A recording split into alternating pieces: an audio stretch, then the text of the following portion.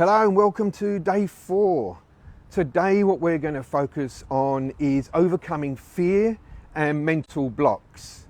Now these are really deep and they've got a lot of tentacles to them, and it happens to a lot of athletes. So we get contacted quite frequently about overcoming fear and overcoming a mental block.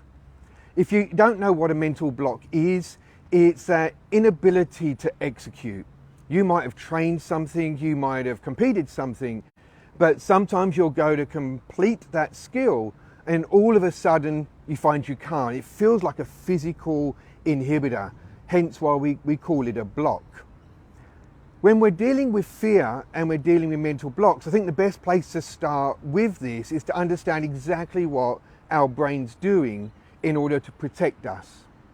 So over the last couple of days, we've focused a lot on that mental blueprint that we create inside our head.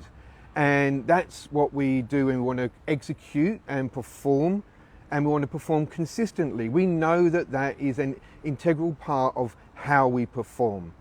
Building that blueprint in our prefrontal cortex and delegating it to our subconscious, the workers, so that we can go out each and every time. Something that I didn't discuss in the previous episodes when we've spoken about building this blueprint is what our brain will do is it will create a safety switch. Now, what I mean by that, if we picture that blueprint or we picture those dominoes in a line, that's how we execute a skill or we execute a routine or a performance. At some point, there's a point of no return, a commitment level to that skill or that performance.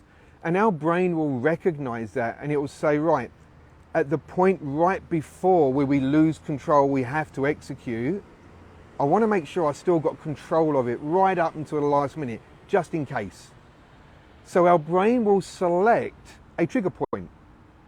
So if you're a gymnast, for argument's sake, and just before you leave the ground, before you are fully committed, there'll be a trigger point, and our brain will recognize that.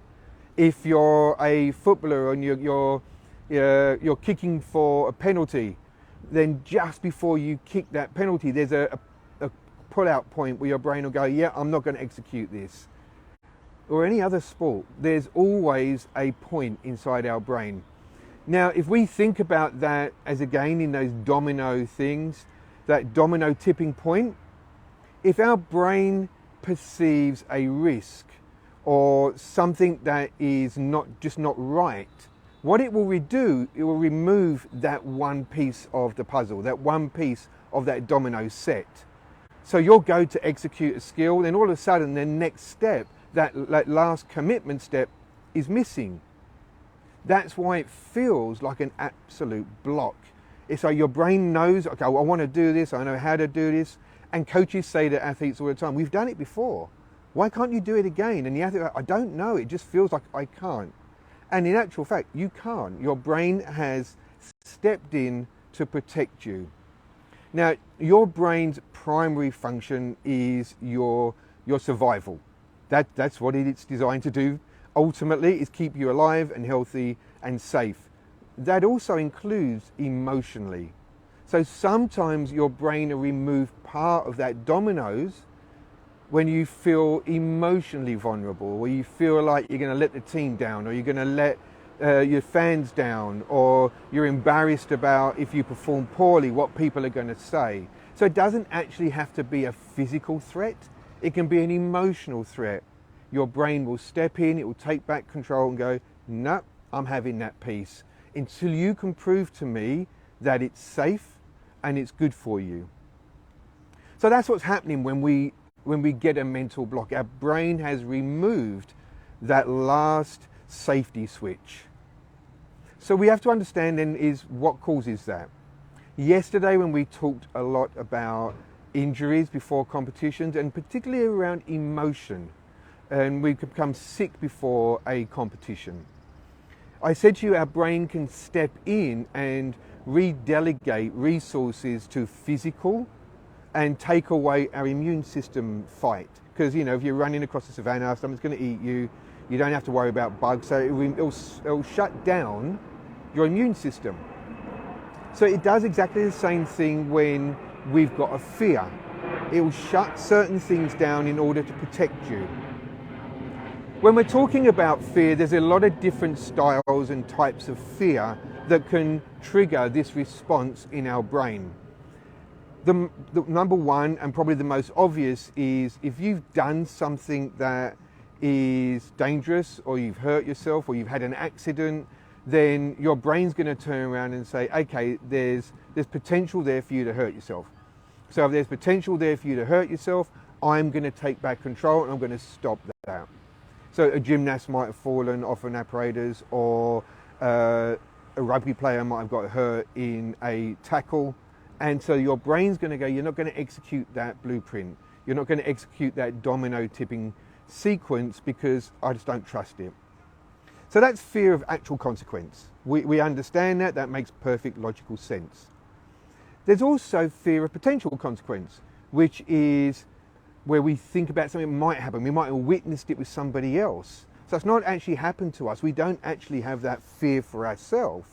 But we've seen it, we've experienced it in somebody else's potential injury or failure or embarrassment. And you kind of go, yeah, no, I don't want that. I don't want that to happen. So our brain can do exactly the same thing with that too. It can step in and say, well, this hasn't actually happened to you, but it might. And if it might, I'm going to take back control again until you can convince me it's not going to happen.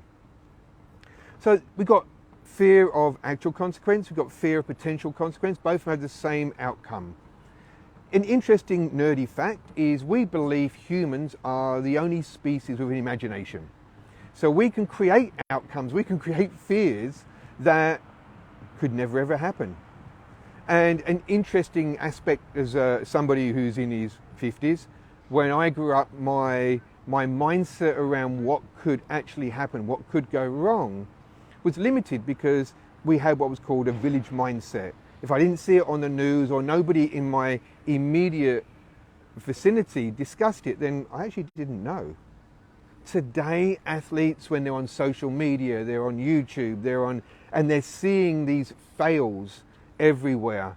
What that does, it increases the potential of things that can scare our brain into triggering this mental block. So how do we fix this? How do we fix these strategies that are going on inside our head that is designed to protect us? Well, like I said, our brain needs convincing. It needs convincing that, look, if you go ahead with this, there's no physical or emotional or social consequence to that. It's going to be negative to you. So we've spoken a lot over the last 3 days around the quality of our preparation, making sure that we know, we can trust. And again, it's that aspect of trust that's going to help you overcome fear. If you've had an accident and you know why you had that accident and you know you've corrected that, then your brain will give you back that missing piece of the puzzle. If you don't understand what went wrong and you don't understand what you've done to correct it, then our brain's going to go, yeah, no, I'm going to hold on to this because you've not convinced me yet. So mental blocks and fear are hand in hand, and understanding the causation, understanding the consequence that goes on, puts more and more emphasis on the quality of our preparation.